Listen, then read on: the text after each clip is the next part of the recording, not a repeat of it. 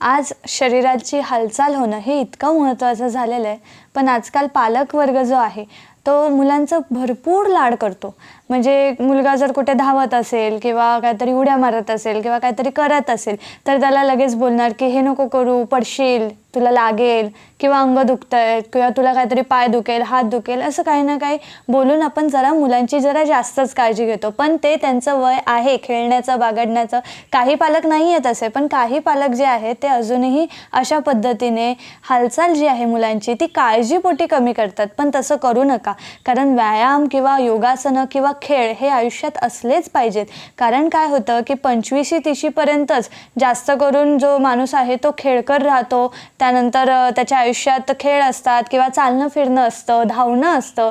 पण नंतर जशा जबाबदाऱ्या वाढतात की नाही, लग्न होतं किंवा सेटल व्हायच्या गोष्टी येतात किंवा करिअरच्या बाबतीत ज्या काही गोष्टी सुरू होतात त्यामध्ये तो इतका गुंतत जातो की शरीराकडे खूप दुर्लक्ष करायला लागतो. मग जसं त्याचं रुटीन आहे त्या रुटीनमध्ये कसं करून तो त्याची कामच पूर्ण करण्यामध्ये मागे लागलेला असतो आणि पैसे कमवणे, सेटल होणे ह्या सगळ्या विचारांमध्ये तो बिचारा माणूस जो खेळकर होता, चांगला उडणारा बागडणारा मुलगा होता, तो त्याच्यात अडकून जातो.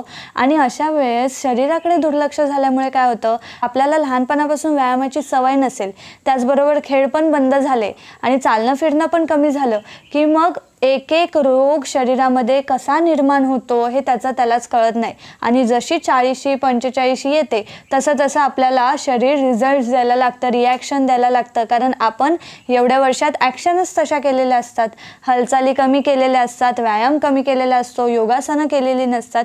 त्यामुळे शरीरामध्ये डायबिटीज, आर्थरायटिस, हाडांची दुखणी, लिव्हरचे त्रास, किडनीचे विकार, हृदयविकार असे अनेक आजार आपल्याला शरीरामध्ये हळूहळू जडत जातात. तर हे सगळं आपल्याला टाळता आलं पाहिजे. यासाठी काय पाहिजे, अवेअरनेस पाहिजे. प्रत्येक माणसाकडे अवेअरनेस फार महत्त्वाचं आहे. तुमच्याकडे हेल्थ अवेअरनेस किती आहे, तुमच्या घरामध्ये किती आहे, आपल्या घरामध्ये असे काही आपण संस्कार करतोय का मुलांवर की त्यांची हेल्थची काळजी ते घेतील पुढे जाऊन, की फक्त आपण त्यांच्या करिअरचीच काळजी करतोय आणि त्यांच्या पुढील पैशांची तडजोड त्यांची व्हावी, घरामध्ये पैसे यावे यासाठीच आपण त्यांना शिकवतोय, मोठं करतोय. याकडेच आपलं लक्ष आहे की त्यांच्या शरीराची पण आपण तितकीच जोपासना करतोय, शरीर त्याचं चांगलं आहे की नाही हे बघतोय, याच्याकडे पण पालकांनी लक्ष दिलं पाहिजे. पैसे कमवणे हे सगळं होतच राहतं, पण ते जे काही पैसे तो कमवतोय ते कशासाठी, आनंदासाठीच ना. मग तो आनंद घेण्यासाठी शरीर तर चांगलं पाहिजे. आज मी कितीतरी अशी घरं बघितलेली आहेत की त्यांच्याकडे भरपूर श्रीमंत आहेत, खूप पैसा अडकाय, पण तरीसुद्धा घरातले 8-10 जण अक्षरशः सणासुदीला गोड खाऊ शकत नाही. तो म्हणजे प्रत्येकाला डायबिटीज. म्हणजे एवढे सगळं पैसे कमवून एवढं सगळं करून सुद्धा माणूस जर गोड पण खाऊ शकत नाही, कारण शरीराला आजार जडलेला आहे, आता त्याच्या हातातून सगळं गेलेलं आहे, तो काही करू शकत नाही. असे कितीतरी लोक आहेत की त्यांना माहीत असतं की त्यांचं आयुष्य किती लहानपणी छान होतं, ते किती उडणारे बागडणारे होते, पण हे सगळ्या कामामध्ये अडकले आणि त्याच्यानंतर त्यांच्या शरीरामध्ये जो काही आजार निर्माण झालेला असतो त्या आजाराला ते बिचारे एक्सेप्ट करतात आणि आता चाललंय तसं चालू दे, हे व्हायचंच वयानुसार असं म्हणतात आणि जीवन जगतात. आणि यामुळे जीवनशैली खूप खराब होते. मग आता काय नाही तर घरामध्ये 4 पैसे आणतो किंवा घरातल्यांना सांभाळतो, मी नाही केलं तर माझी मुलं करतील असं पालक म्हणतात आणि जीवन जगत असतात. पण खरोखरच त्याच्यामुळे जीवन किती खराब होत जातं, शरीर किती खराब होत जातं आणि याचा परिणाम आपल्या मनावरती खूप होत असतो. म्हणून एक अवेअरनेस जो आहे ना तो फार महत्त्वाचा आहे. जर तुमच्या घरामध्ये लहानपणापासून तुम्ही शरीराची काळजी घ्यायला शिकत असाल तर खरोखरच तुमचं पुढील आयुष्य खूप चांगल्या पद्धतीने तुम्ही जगू शकता. कारण हे जे मी सांगते ना ते पुढे खूप गंभीर होत जाणार आहे. आज टेक्नॉलॉजी इतकी वाढलेली आहे, यांत्रिकरण इतकं वाढलेलं आहे की लोकांच्या नोकऱ्यासुद्धा धोक्यात आलेल्या आहे. AI हे सगळं अजून काय ना काय येईल, नवीन गोष्टी निर्माण होतील आणि आपण त्याच्यामध्ये अजून गुंतत जाणार आहोत. पण ह्या सगळ्यामुळे काय होईल की आपलं शरीरावरचं जे लक्ष आहे ते हळूहळू निघून जाईल. कारण आज पण तुम्ही बघताय की मुलं मोबाईल समोरून, TV समोरून, लॅपटॉप समोर उठत नाहीत. त्यांना किती ओरडलं तरी सुद्धा ते पुन्हा येऊन बसणार, पुन्हा ते हातात घेणारच. मग ही सवय कोणी लावली? आपणच लावली. आपण जेव्हा लहान होतो तेव्हा आपल्या हातात होतं का हे सगळं? नव्हतं. तेव्हा मुलं जास्तीत जास्त मैदानात असायची, कुठेतरी बाहेर खेळायला जायची आणि असे खेळ जे होते ते जास्तीत जास्त मुलं खेळत होती, त्यामुळे त्यांच्यावर तसे संस्कार झाले. पण आता आपल्या मुलांवर काय संस्कार होत आहेत? गप्प नाही बसत ना, दिला मोबाईल हातात, खेळत बसला तो. मग त्याच्या मोबाईल त्याच्या हातातून काढता काढता नाकीनऊ येतो. म्हणजेच काय की आपण आपल्या मुलांचं शरीर घडवण्याऐवजी बिघडवत चाललेलो आहोत. आपण त्याला हालचाल करायला देत नसू किंवा व्यायाम करायचे संस्कार देत नसू तर आपण त्याच्या शरीराचं स्वर्ग करतोय की नरक करतोय. आणि हीच गोष्ट मोठ्यांना पण लागू पडते. मोठ्यांची कामकाज असतात हे मान्यच आहे, त्याच्यासाठी त्यांना वापरावंच लागतं, पण त्याच्या व्यतिरिक्त सुद्धा वेळ असतो ज्या वेळेमध्ये आपण काही ना काही टाईमपास किंवा काही गोष्टी असतात की ज्याच्यामुळे आपलं वेळ असून पण आपण तो सार्थकी लावत नाही. इथे काय महत्त्वाचं आहे की शहाणपणा कुठे आहे की व्यायामाची संगत लागणं महत्त्वाचं आहे. आणि त्यासाठी तुम्ही कुठेतरी योग वर्ग जॉईन केला पाहिजे, जिम्नॅशियम जॉईन केलं पाहिजे किंवा मैदानात चालायला तरी गेलं पाहिजे, धावायला गेलं पाहिजे. आज कितीतरी मैदानं शासनाने ओपन केलेली आहेत, गार्डन्स आहेत, पण सगळे ओस पडलेले आहेत. माणसं कुठे येत आहेत, खाली फिरतायत. आपल्याला कितीतरी कमी लोकच, हाताच्या बोटावर मोजणे इतकी लोक असतील खाली फिरणारी वगैरे चालणारी. पण आपल्या घरामध्ये वरांडा असतो, गच्ची असतं, साधं दार उघडून आपण बाहेर पडत नसू, गच्चीवर जात नसू, तर मग ह्या शरीराला बद्ध करून ठेवण्यात काय अर्थ आहे? शरीराची काळजी घेण्यासाठी की चिंता करण्यासाठी आपला जन्म झालेला आहे. म्हणजे आपण जसे जसे मोठे होत जातो तसे तसे एक एक रोग येत जातो आणि तशी तशी शरीराची चिंता वाढत जाते. आणि मग एक एक डॉक्टर आपल्या आयुष्यात येतो, हे औषधं घ्या, ती औषधं घ्या, आणि त्याच्यावरती माणसाचा सगळा पैसा खर्च होतो. म्हणजे जी काय मेहनत तुम्ही केलेली होती इतके वर्ष, ती सगळी मेहनत तुमची शरीराला बरं करण्यातच जाते. म्हणजे याचं आरोग्य, याचं मूल्य काय आहे ना, हे हॉस्पिटलमध्ये गेल्यावर आपल्याला कळतं की जर मी या जागी आधीच व्यायाम केला असता आणि थोडे हालचाल केल्या असत्या तर आज मी या परिस्थितीत नसलो असतो, याची जाणीव आपल्याला तेव्हा होते. म्हणून ही सगळी वस्तुस्थिती आहे. लक्षात घेतलं पाहिजे की आपण कशा पद्धतीने जीवन जगतोय आणि आपल्याला नेमकं काय करायला पाहिजे. आता मी कितीतरी व्हिडिओज बनवत असतो व्यायामावरती, योगासनांवरती, आणि हे जे व्हिडिओज आहेत ना ते सारखे तुमच्या डोळ्यासमोर येत असतात. म्हणजे काय, आमचे व्यायामाची जी संगत आहे ते तुम्हाला व्हिडिओज मार्फत मिळतच असते. आणि ती संगत कायम ठेवायची कशी, तर मी जे काय बघताय ते बघून बघून एकदा ना एकदा तुमच्या अंतर्मनात ते जाणार आणि तुम्हाला केव्हा तरी वाटणार की व्यायाम करावं, योगासने करावीत. आणि जेव्हा वाटेल ना तेव्हा ती संधी मात्र सोडायची नाही. तुम्हाला आत्ता वाटलं ना की आत्ता सुरुवात करा. नाहीतर काय होईल, तुम्ही आत्ता तुम्हाला वाटेल हा व्हिडिओ बघितला, नाही नाही मी सुरुवात करते असं तुम्ही म्हणाल, आणि जेव्हा तुम्ही असं म्हणाल तेव्हा तुम्ही लगेच उद्या सकाळपासून मात्र मी सुरुवात करणार आहे, आताच तर मी जेवली आहे त्यामुळे राहू दे, आजच्या दिवस उद्यापासून करते. पण हा नियम तुमच्यासाठी नाही, कारण हे असं कितीतरी वेळा घडलेलं असतं.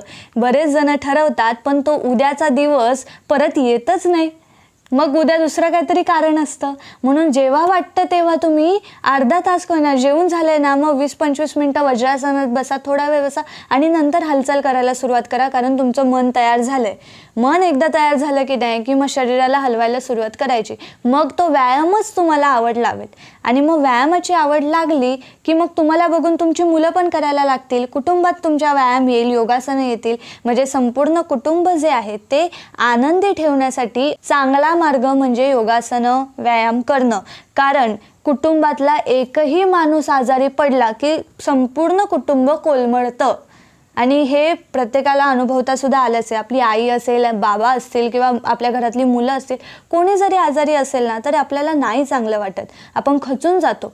आणि अशा काळामध्ये आपल्याला दिलासा काय असतो की आपल्याला व्यायाम, योगासनं जी आहेत ना ती ताकद देतात कुठलीही गोष्ट निभावण्याची, किंवा आंतरिक शक्ती जी आहे ना ती तुम्हाला व्यायामामुळे आणि योगासनांमुळे मिळत असते.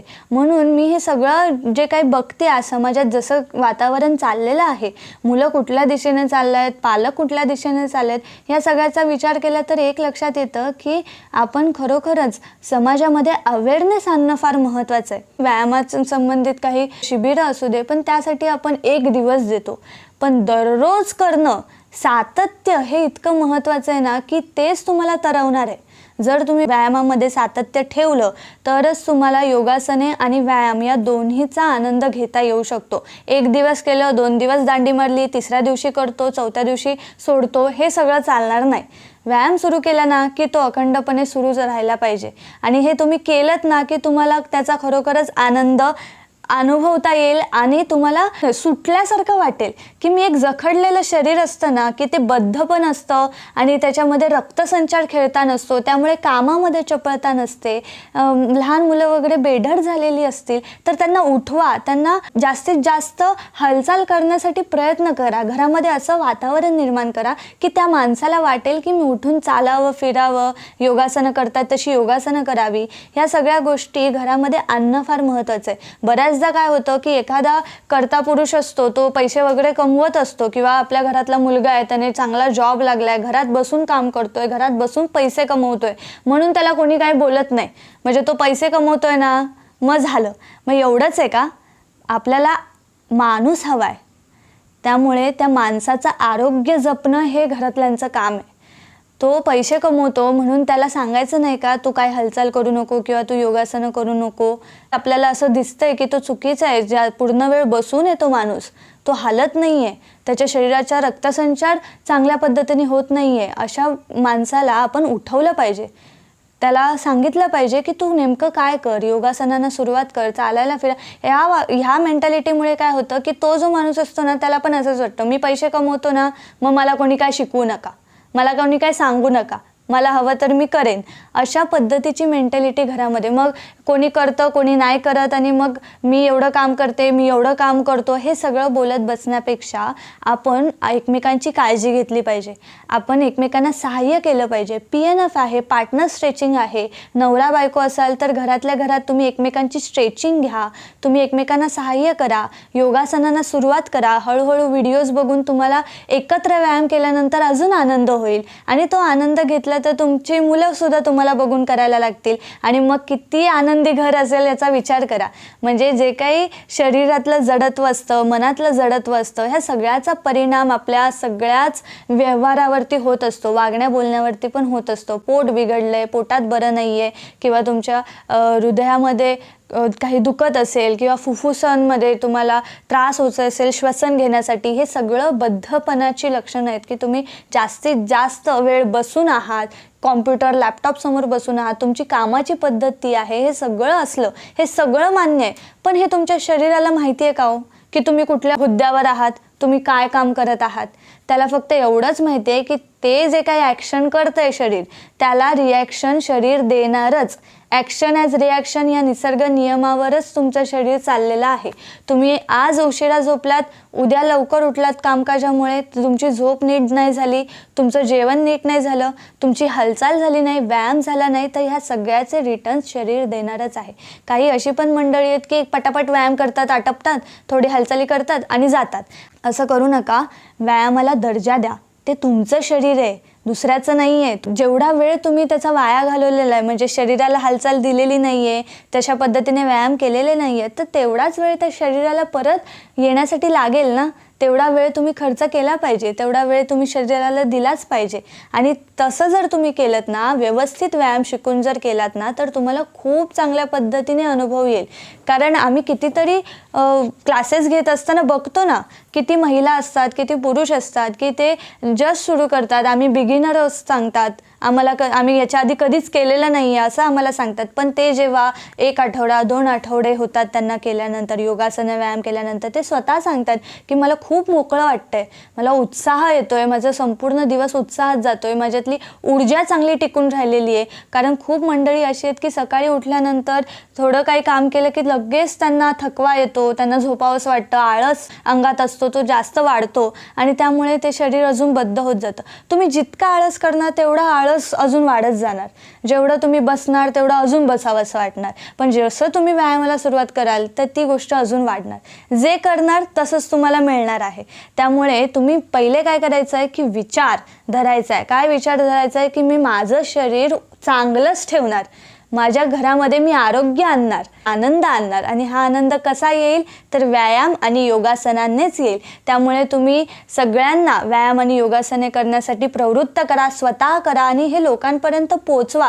कारण हे काय आहे, हे खूप चांगलं पुण्य आहे की तुम्ही लोकांकडून व्यायाम करून घ्याल, त्यांना सांगाल, तेव्हा तुमच्याकडून एक लोकसेवा होत असते, समाजसेवा होत असते. आम्ही खूप व्हिडिओज बनवतो, मिलियन्समध्ये व्हिडिओज असतात, खूप लोक आम्हाला बघतात, आमची योगासनं बघतात, कौतुकसुद्धा करतात. पण आमचा उद्देश काय असतो माहिती आहे का, त्या माणसाने केलं का, आम्हाला हे हवं आहे की प्रत्येकाने योगासने आणि व्यायाम करावीत आणि त्याचा आनंद घ्यावा, शरीर चांगलं राहिलं पाहिजे. आणि म्हणूनच आम्ही हे व्हिडिओज त्याच उद्देशाने करत असतो. एखादा माणूस त्याला खरंच गरज आहे, त्याच्या शरीराला गरज आहे व्यायामाची आणि त्याला हा व्हिडिओ हातात मिळाला आणि त्याने ठरवलं माणसाचं जीवन बदलेल, त्याने उद्यापासून योगासनं करायला, व्यायाम करायला सुरुवात केली तर त्याचं अख्खं आयुष्य बदलेल.